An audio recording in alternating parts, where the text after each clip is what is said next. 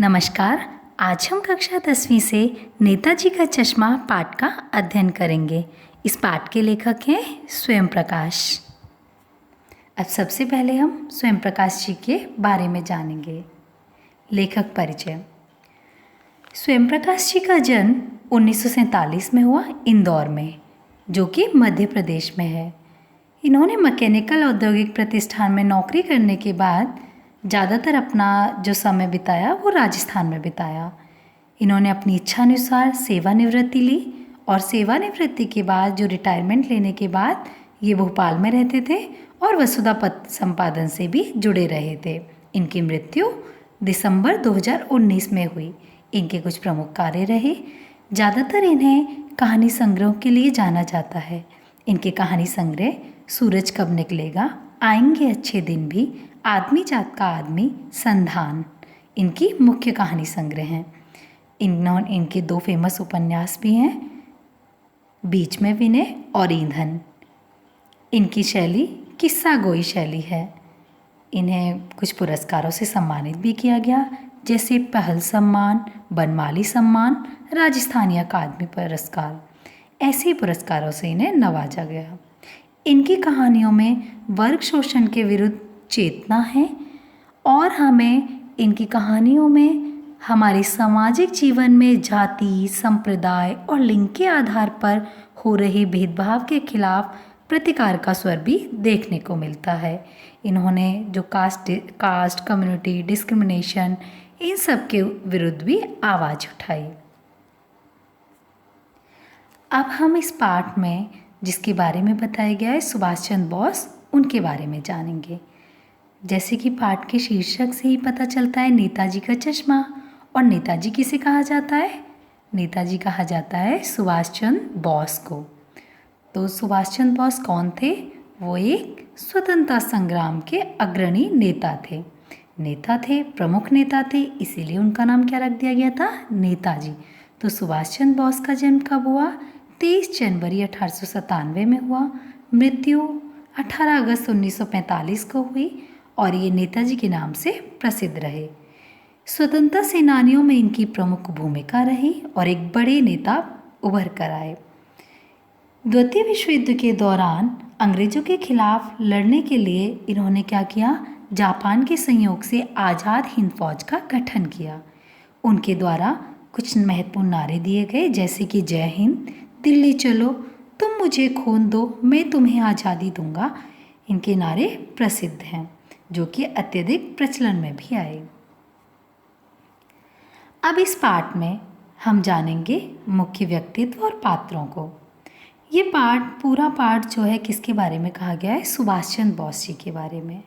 सुभाष चंद्र बोस की इसमें पूरी स्वतंत्रता सेनानी की छवि उभर कर आती है, जो कि एक तस्वीर, एक प्रतिमा के रूप में उभर कर दिखाई गई है।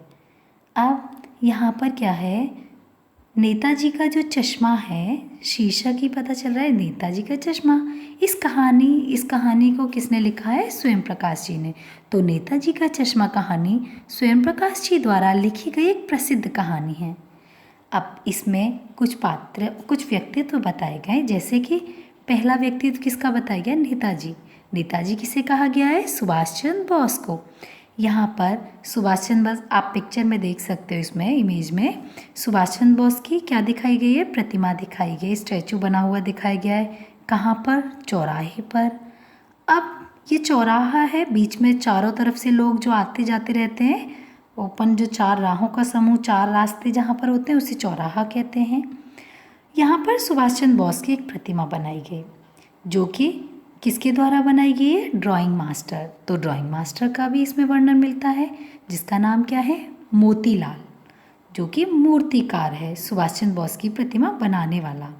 फिर कैप्टन के बारे में बताया गया। कैप्टन कौन है? ये जो आप देख रहे हो, जो चश्मा लगा रहा है। अब यहाँ पर जो मोतीलाल है वो क्या करता है? वो इनकी चश्मा मूर्ति तो बना देता है, लेकिन उस पर चश्मा लगाना भूल जाता है। ऐसा माना गया है कि शायद या तो वो गिर गया चश्मा उनका बनाया हुआ, लेकिन या फिर क्या हुआ, शायद उसने बनाना ही भूल गया। अब चश्मा तो बनाया होगा, लेकिन चश्मा कैसा? संगमरमर का नहीं। यहाँ पर चश्मा नहीं बनाया तो कैप्टन क्या करता है, वो चश्मा पहनाता है बार बार, डेली डेली। तो यहाँ पर कैप्टन कौन है? बूढ़ा आदमी है। उसके बारे में कहा गया है कि वो रोज़ाना चश्मा बदलता रहता है। अब हालदा साहब इस कहानी के मुख्य पात्र हैं, जो कि एक जिम्मेदार नागरिक हैं। वे समाज के हर वर्ग से प्रेम और सद्व्यवहार की अपेक्षा रखते हैं। वे नगर पालिका के कार्यों की सराहना भी करते हैं। जिज्ञासु प्रवृत्ति के व्यक्ति हैं। वो जब भी क्या है यहाँ से निकलते हैं तो उनके मन में जानने की इच्छा होती है। वह कैप्टन के प्रति भी अपनी संवेदनशील और भावुकता को दर्शाते हैं। फिर एक पात्र बताया गया है, पान वाला कौन है? जो कि पान बेचता है और जो कि हल्दा साहब को कई बार उसने पान खिलाया है। अब यहाँ पर बताया है, इस पार्ट में हम देख सकते हैं जो हालदार साहब हैं वो क्या करते हैं, अपनी कंपनी के काम से हर 15वें दिन कहाँ जाते हैं? कस्बे से गुजरते हैं। कस्बा क्या होता है? जो कि न छोटा होता, जो कि न गांव होता और ना ही प्रॉपर बड़ा शहर होता। मतलब कस्बे कहते हैं जो छोटा शहर को। छोटा शहर क्या कहलाता है? कस्बा। उस कस्बे की नगर पालिका ने क्या किया है, शहर के मुख्य बाजार के मुख्य चौराहे पर नेताजी सुभाष चंद्र बोस की एक संगमरमर की प्रतिमा लगवा दी है, स्टैचू लगवाया है। यह प्रतिमा कस्बे के स्कूल के ड्राइंग मास्टर के द्वारा बनाया गया, जिसका नाम क्या था? मोतीलाल। उनके द्वारा बनाई गई थी ये मूर्ति। अब मूर्ति बहुत सुंदर थी, बस एक चीज़ की कमी थी। वो चीज़ क्या थी कि नेताजी की आंखों पर चश्मा नहीं था। यानी कि देखिए, अब चश्मा तो था लेकिन चश्मा कैसा नहीं था? संगमरमर का नहीं था। एक सामान्य के चश्मे का चौड़ा काला फ्रेम उनको पहना दिया गया था। अब हालदार साहब को ये तरीका बड़ा पसंद आया। जब हालदार साहब अपने काम से कंपनी के लिए रास्ते से गुजर रहे थे उस कस्बे में से, तो उन्होंने क्या देखा कि सुभाष चंद्र बोस की आंखों पर, मूर्ति पर चश्मा लगा हुआ है। वो देख के बड़े अचंभित होते हैं। फिर उन्होंने कहा कि आज भी देखो देशभक्ति है, चश्मा लगाया हुआ है। लेकिन जब वो दूसरी बार जब हालदार साहब कस्बे से गुजरे तो मूर्ति में कुछ अंतर दिखाई दिया। ध्यान से देखा तो पाया कि चश्मा दूसरा था। अब फिर तीसरी बार देखा तो नया ही चश्मा था। हालदार साहब हर बार कस्बे के चौराहे पर रुककर पान खाते थे और उस मूर्ति को देखते थे, फिर चले जाते थे। अब उनके मन में जानने की जिज्ञासा हुई, जानने की इच्छा हुई कि आखिर रोज़ रोज़ ये चश्मा कैसे बदल जाता है। डेली डेली वो चश्मे उनके चेंज होते रहते। एक बार उन्होंने पान वाले से क्या किया, पूछ ही लिया। उन्होंने बोला कि चश्मे बदलने का कारण पूछा तो पान वाले ने बताया कि एक बूढ़ा लंगड़ा जो चश्मे वाला है वो नेताजी को चश्मा डेली डेली पहना जाता है। देखिए, यही है बूढ़ा लंगड़ा चश्मे वाला जो दिखाई दे रहा होगा आपको इमेज में। ये क्या कर रहा है? ये उन्हें चश्मे पहना रहा है। अब बूढ़ा लंगड़े की एक छवि उभरती है कि वो क्या है, यहाँ पर बताया गया है। उसका नाम क्या है? उसको सब कैप्टन कहते हैं। क्या बोलते हैं? कैप्टन। उस चश्मे वाले को सब क्या कहकर पुकारते हैं? कैप्टन। अब कैप्टन नाम क्या उसका वास्तव में कैप्टन नाम था? नहीं, क्योंकि उसके अंदर क्या थी? देश भावना से वो प्रेरित था, इसीलिए वो क्या उसका नाम दे दिया कैप्टन सभी ने। अब यहाँ पर ये बताया गया है कि कैप्टन क्या था? एक बूढ़ा आदमी था। आप देख सकते हो बहुत बुजुर्ग आदमी दिख रहा है। वो अत्यंत कमज़ोर भी इस तस्वीर में हमें दिखाई पड़ रहा है। पैर से लंगड़ा भी दिखाई दे रहा है। आँखों पर काला चश्मा था। उसके सिर पर क्या थी? गांधी टोपी। ये देखो पिक्चर में दिखाई दे रही है, सिर पर गांधी टोपी है। एक हाथ में एक छोटी संदूकची है। संदूकची होती है बॉक्स, जो बॉक्स दिखाई पड़ रहा है साइड में, इसी को कहते हैं हम संदूकची।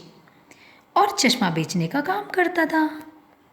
अब हमें ये दिखाई पड़ता है कि जो कैप्टन है उसके लिए पान वाले ने, अब आगे क्या देखते हैं हम कि हालदार साहब उस कस्बे से गुजरते रहते। कब तक? 2 साल तक वो गुजरते रहे। और इसी तरह ही क्या हुआ, नेताजी का चश्मा बदलता रहता था। डेली डेली जब भी वो देखते तो नेताजी का चश्मा बदलता नजर आता।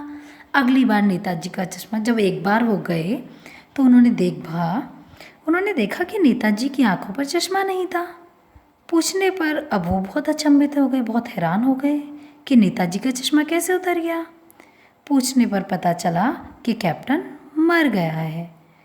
फिर इससे वे बहुत दुखी हुए। एक बार हालदार साहब के बारे में यह भी उनके चरित्र की विशेषता बताई गई है कि पान वाला उस कैप्टन के बारे में हंसी भी उड़ाता है। जब हंसी उड़ा रहा था तो हालदार साहब क्या करते हैं, बहुत दुखी हुए और उन्होंने दुखी होकर क्या कहा, उन्होंने सोचा कि अपने देश की खातिर घर गृहस्थी जिंदगी त्याग कर देशभक्तों पर हंसने वाले देश और देशवासियों की कभी उन्नति नहीं हो सकती। तो वो पान वाले की जब पान वाले द्वारा कैप्टन की हंसी उड़ाई जाती है तो उस पर भी उन्हें क्या होता है, बहुत दुख व्यक्त करते हैं अपना। अब यहाँ पर जब पान वाले से पूछने पर पता चलता है कि वो कैप्टन नहीं रहा तो वो बहुत दुखी होते हैं। अब वो वहाँ पर उनके आने की इच्छा मर जाती है, वो वहाँ पर नहीं रुकना चाहते। तो उस कस्बे में रुककर पान खाने की इच्छा भी उन्होंने टाल दिया, उसको भी टाल दिया। अब वो जो गाड़ी में अब जब एक बार जाने का अवसर आया था उसी रास्ते से, तो वो अपने ड्राइवर को मना कर देते हैं कि वहाँ पर गाड़ी मत रोकना। लेकिन वो जैसे ही देखते हैं एक अचानक उनकी दृष्टि उसी मूर्ति पर पड़ जाती है, उसी प्रतिमा पर जो किसकी थी, सुभाष चंद्र बोस की थी। तो जैसे ही उनकी नज़र पड़ी तो देखा कि एक सरकंडे से बना चश्मा उनके चेहरे पर था। यह देखकर क्या हुआ, हालदार साहब की आंखें भर आईं। मतलब क्यों भर आई थी उनकी आंखें, क्योंकि उन्हें आज लगा कि आज भी हमारे देश में सभी के मन में देश के प्रति भक्ति विराजित है। हर किसी के अंदर देशभक्ति की भावना आज भी क्या है, आज भी सभी प्रेरित हैं।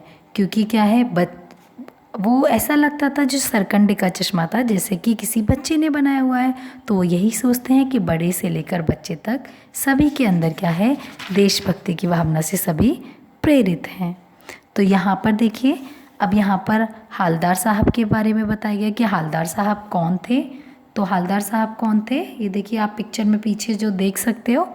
हालदार साहब अगर पूछा जाता है कि हालदार साहब कौन थे, तो हालदार साहब शहर में रहने वाले एक नौकरी पेशा व्यक्ति थे। वह एक कंपनी में किसी बड़े पद पर काम कर रहे थे।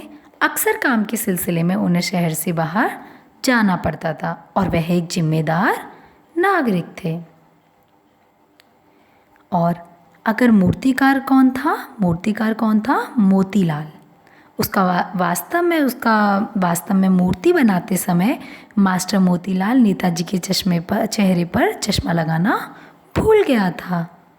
अब कस्बे की नगरपालिका के बारे में इस पाठ में बताया गया। देखिए नगरपालिका, ये आप देख सकते हो इसका चित्र। यहाँ पर नगरपालिका क्या क्या काम थे उसके, पक्की सड़कें बनवाने का काम करती थी, कवि सम्मेलन किया करती थी। सुभाष चंद्र बोस की एक संगमरमर की प्रतिमा भी मोतीलाल जी द्वारा नगरपालिका द्वारा बनवाई गई थी कहने पर। अब हम यहाँ पर ये भी चीज़ देख सकते हैं कि इन्हीं कामों की कौन सराहना करते हैं, नगरपालिका के कामों की, हालदार साहब। उन्होंने नगरपालिका के काम की काफ़ी सराहना की थी। कैप्टन कौन था, कैप्टन तो वही बूढ़ा आदमी, कमज़ोर, सिर पर टोपी लगाने वाला, जो क्या करता था, चश्मा बेचने का काम करता था और देशभक्ति की भावना से प्रेरित था।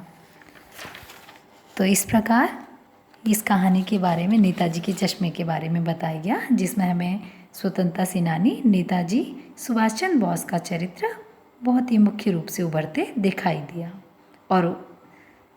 और देशभक्ति की भावना इस पाठ में हमें उजागर होती नजर आई।